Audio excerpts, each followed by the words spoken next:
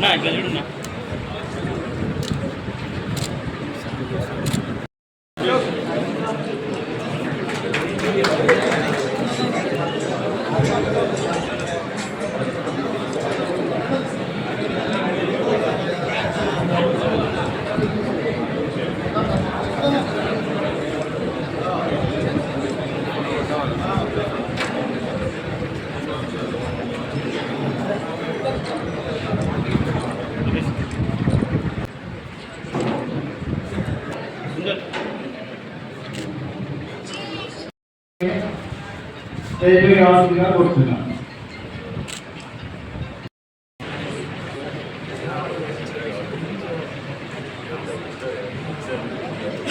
జనసేన సైనికులు మా వారికి చెప్పవలసిందిగా కోరుతున్నారు. ఈరోజు ఈ సమావేశం నిర్వహించుకోవడం ముఖ్య ఉద్దేశం నంద్యాల నియోజకవర్గంలో కూడా వాల్మీకి అత్యధికంగా తెలుగుదేశం పార్టీకి మద్దతు తెలియజేస్తున్నారనే ఉద్దేశంతోనే ప్రతి ఒక్క గ్రామం నుంచి రెండు నియోజకవర్గంలో రెండు మండలాల ముఖ్య గ్రామ నాయకులనే ఈ సమావేశానికి పిలిపించడం జరిగింది.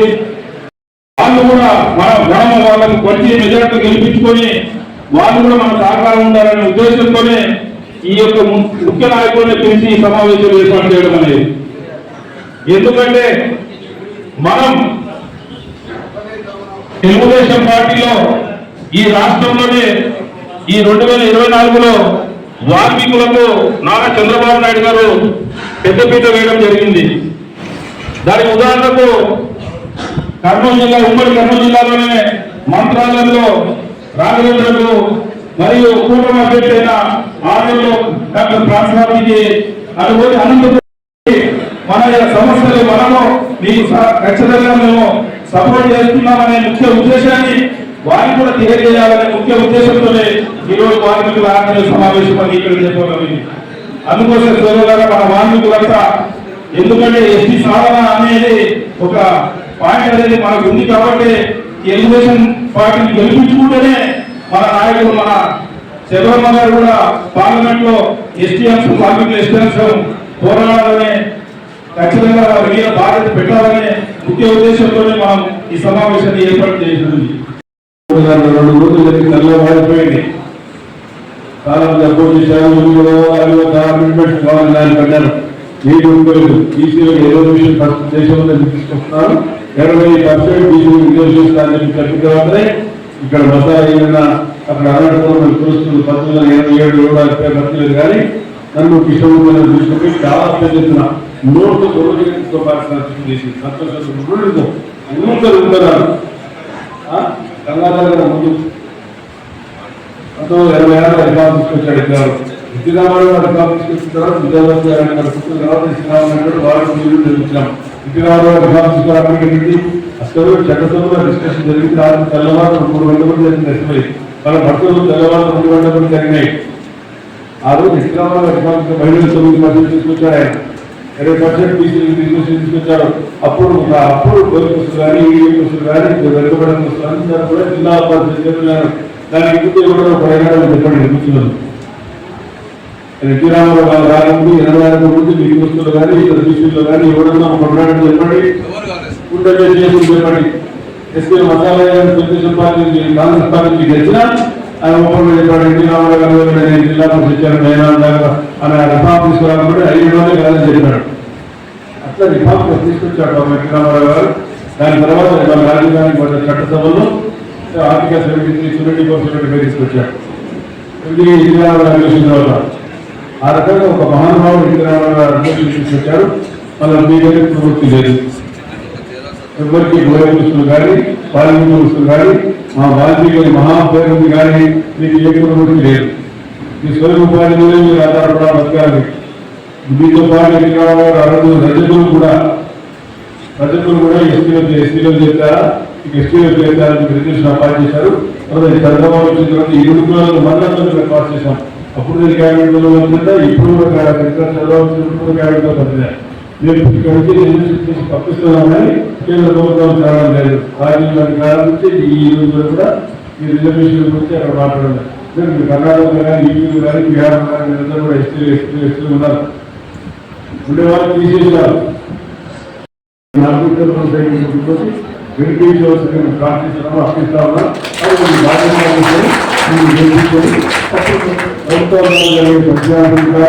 తప్పకుండా సమకూర్చాలని ఉన్నోళ్ళందరూ కూడా ఓటర్లు కదా కాసేపు స్పీచ్ కూడా అందరూ కూడా మీరు అందరూ కూడా ఒక 10 మంది ఓటర్లను ప్రభావితం చేసేటువంటి కెపాసిటీ ఉన్నటువంటి లీడర్ కనుక మీరందరూ కూడా ముఖ్యంగా ఈరోజు ఉన్నటువంటి పరిస్థితుల్లో వైసీపీని ఎందుకు ఓడగొట్టాలి, టీడీపీని ఎందుకు గెలిపించాలి, అసలు మన భవిష్యత్తు రేపొద్దున ఏదన్నా జరిగితే ఏ రకం ఉంటుంది అనేది 2-3 మాటలు మాత్రమే ముఖ్యంగా మీరు చెప్పాలి.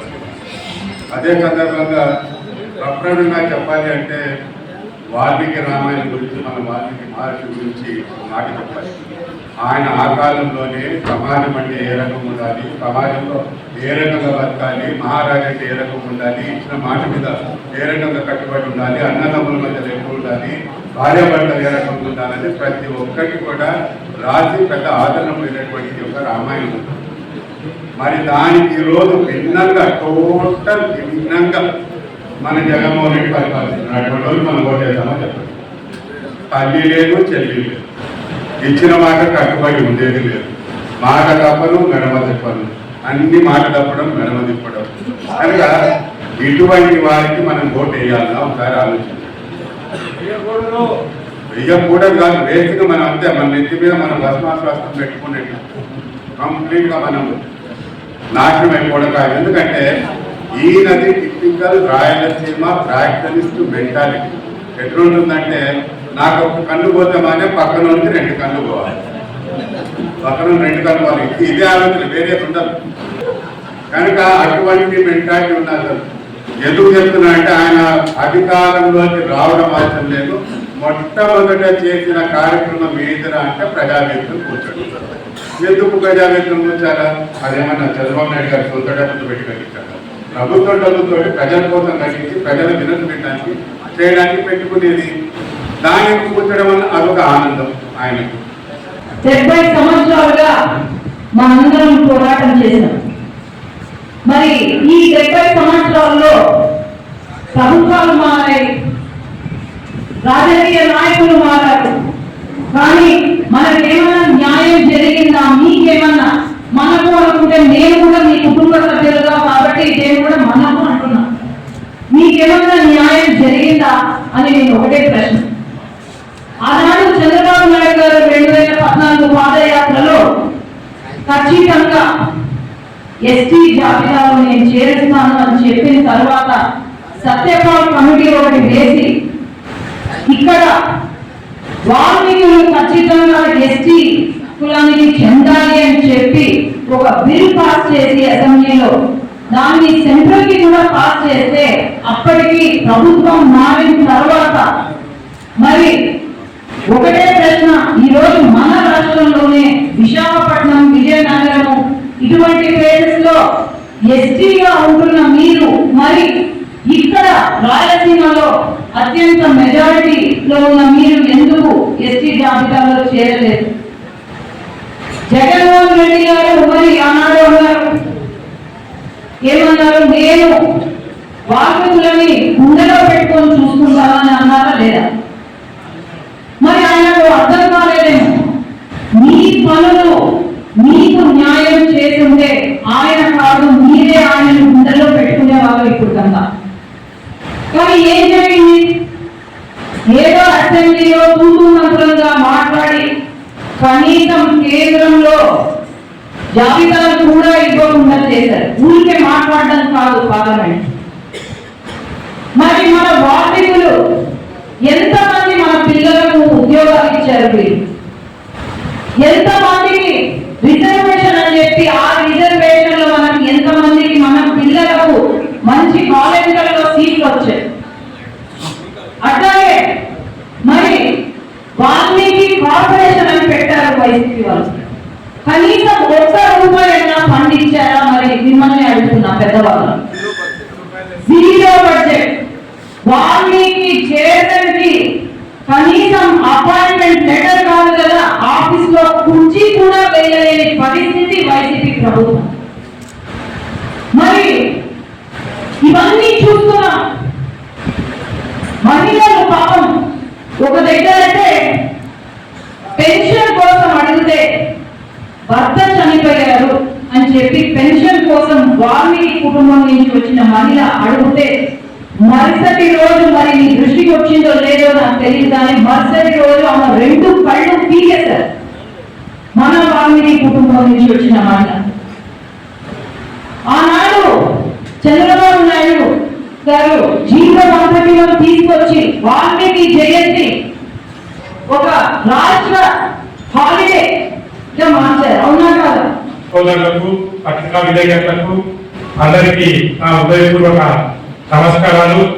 అలాగే మన ముఖ్యంగా మన అధ్యక్షులు తెలుగుదేశం పార్టీ తరఫున నంద్యాల అసెంబ్లీకి అందరికీ శుభాకాంక్షలు. సీనియర్ నాయకులు ఎన్ఎల్డి పలుకు గారు, అలాగే పార్లమెంటు అభ్యర్థి శబరమ్మ గారు, అలాగే వీరాల ప్రతాప్ రెడ్డి గారికి, మిగతా వేదికలను ఇచ్చిన జనసేన నాయకులు అయితేనేమి, బీజేపీ నాయకులు అయితేనేమి అందరికీ నమస్కారాలు తెలియజేసుకుంటున్నాను. వాల్మీకి ఆత్మీయ సదస్సు. ఈ వాల్మీకుల గురించి మన రామకృష్ణ ఒకసారి స్టేడియం దగ్గరలో మాట్లాడాడు. వాల్మీకుల గురించి వాస్తవం ఆయన చెప్పింది. ఇంకా ఇప్పుడంటే ఫ్రాక్షన్ లేక జీవన విధానం అంతా మారి మీ పిల్లలు కూడా మంచి చదువులు చదివి రాజకీయ చైతన్యం వచ్చి రాజకీయాల్లో వచ్చారు. లేకుంటే రామకృష్ణ చెప్పినట్టు ఎంతో మంది దగ్గర అనుచరులుగా ఉన్నారు.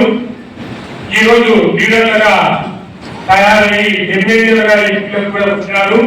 అంత చైతన్యం కలిగింది. ఎందుకంటే ఆయన చెప్పినట్టు కూడా వాల్మీకి అంటేనే నాకు ప్రత్యక్షంగా తెలుసు. ఎంతో విశ్వాసపాత్రులు, తెగింపు, ధైర్యము, అలాగే మాట తేడా కానీ చెప్పొచ్చో లేదో తెలియదు కానీ జరిగిన నాకు మాట తేడా వచ్చినా ఇంకొకటి వచ్చినా నరకడానికి కానీ కానీ వాల్మీకి అనేది చాలా ముందులో ఉంటారు. బయటికి చెప్పలేకపోవచ్చు కానీ ఈ మాటలు వాడకూడదని అయితే వాస్తవాలు. ఇక్కడ నాయకుడు కూడా అన్నాడు, ఆయన కూడా తెలుసు.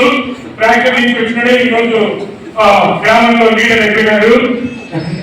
అట్లా ఈరోజు అలా గుర్తించి కూడా తెలుగుదేశం పార్టీ అనేది అందరు పెద్దలు చెప్పారు. మన నంద్యాల జిల్లాలోనే బీజేపీ కూటమి తరఫున పార్థసారథి గారిని ఎమ్మెల్యేగా నిలబెట్టారు. వాల్మీకి సోదరుడు. అలాగే మంత్రాలయం 2 సార్లు కృష్ణారెడ్డి నిలబడ్డాడు. రెడ్డి సామాజిక వర్గము 4.5 సంవత్సరం అతను కూడా పార్టీ కష్టపడ్డాడు.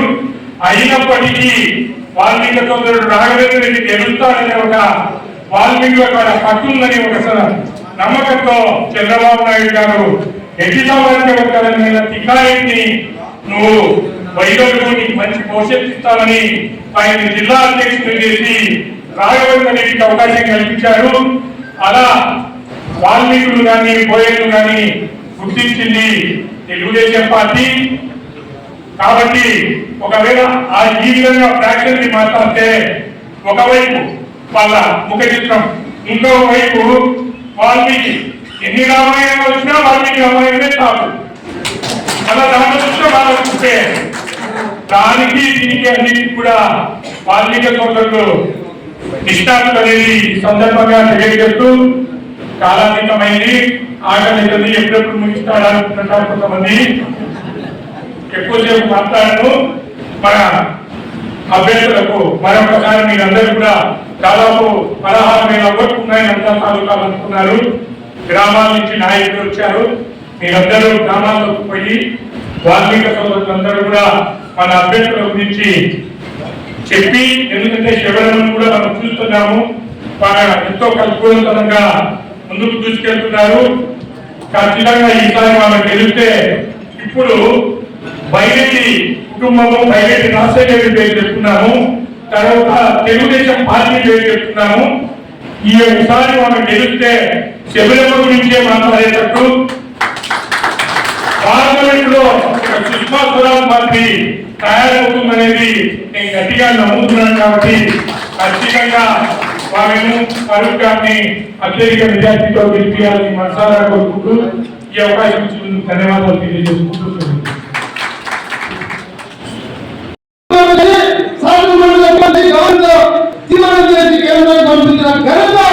తెలుగుదేశం పార్టీ జాతీయ అధ్యక్షులు నారా చంద్రబాబు నాయుడు గారు జరుగుతుంది. మరి ఇప్పుడు చంద్రబాబు నాయుడు తప్పుడులో ఇప్పుడు పరిపాలిస్తున్నటువంటి ఈ ముఖ్యమంత్రి కేవలం 4 జిల్లాలకే పండుగ అని చెప్పి కడుపుకొట్టి వారికి భారీగా నిలిచిపోయిన చరిత్ర జగన్మోహన్ జరుగుతుంది. కాబట్టి వారిని గమనించండి. ఎందుకు చెప్తారంటే 13 జిల్లాల వాల్మీకి ఒకటిగా ఉన్నాం కాబట్టి, ఒక చరిత్ర ఉంది కాబట్టి ఎస్సీలో 13 జిల్లాలు కావాలి. కానీ 4 జిల్లాలు చేసిన జగన్మోహన్ నమ్ముతామా, 13 జిల్లాలు చేసిన చంద్రబాబు నాయుడు నమ్ముతామా? ఒకసారి ఆలోచించాల్సిన అవసరం ఉంది వాల్మీకి సోదరుల ద్వారా. అదేవిధంగా మేము గతంలో యువకులందరికీ నారా లోకేష్ బాబు గారు వచ్చినప్పుడు అడగడం జరిగింది, సార్ మా పరిస్థితి ఈ విధంగా ఉందంటే లోకేష్ బాబు గారు ఒకటే మాట ఇచ్చారు, ఖచ్చితంగా తమ్ముడు మీకు మన ప్రభుత్వం వచ్చిన కేంద్రంలో ఎక్కడైతే బిల్లు నిలబడిందో అక్కడ నుంచి కొనసాగించి ఈ ఎన్డీఏ ప్రభుత్వంతో మనం మంత్రాలు తెలిపి ఖచ్చితంగా నరేంద్ర మోడీ గారిని రిక్వెస్ట్ చేసి తీర్మానం చేసి మిమ్మల్ని ఎస్సీగా గుర్తించే బాధ్యత తెలుగుదేశం పార్టీ నేను తీసుకుంటానని చెప్పి ఆందోళన కూడా జరిగింది. కాబట్టి వాల్మీకి సోదరులారా గమనించండి, ఖచ్చితంగా మనం ఒక పక్షంగా ఉంది. రేపు రాబోయే రోజుల్లో మన నంద్యాల నియోజకవర్గం అభ్యర్థులైనటువంటి 8 పనుల గారికి, పార్లమెంట్ అభ్యర్థులైనటువంటి శివలక్క గారికి భారీ మెజార్టీలో గెలిపించుకోవాల్సిన అవసరం ఎంతగా ఉంది. అంతేకాదు సోదరులారా, పలుకన్న గారు ఒక చరిత్ర ఎందుకు చెప్తున్నానంటే ఒక్కసారి గమనించండి సోదరులారా. నంద్యాల గాంధీ చౌక్ నుంచి ఈ రోజు మనం సుదీర్ఘంగా మందిగా ప్రయాణం చేస్తున్నామంటే అది ఒక పలుకన్న గారికి జరుగుతుంది. శ్రీనివాస సెంటర్ నుంచి బైపాస్ శ్రీశైలం పోవడానికి బైపాస్ చేసిన చరిత్ర పలుకాలు జరుగుతుంది. ఎన్నో వర్గాల్లో ఉన్నటువంటి ఎన్నో ప్రాంత విషయాల్లో వరకు తీర్చిన చరిత్ర పలుకాలు జరుగుతుంది. అదేవిధంగా సీనియర్ తెలుగుదేశం నాయకులు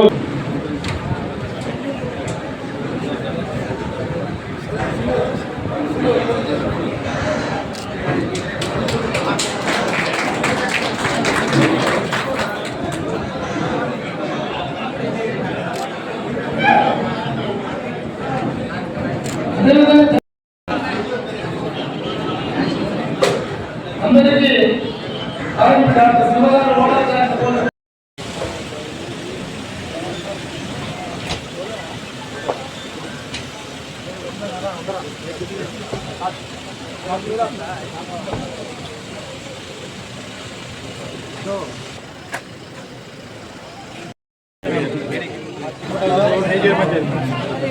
చూసి వాళ్ళు ఆల్రెడీ ప్రిపేర్ అయిపోయింటారు కదా, అదొకటి నేను మాట్లాడతాను. వాళ్ళతో ఏమన్నా పోస్ట్పోన్ చేయగలిగితే నేను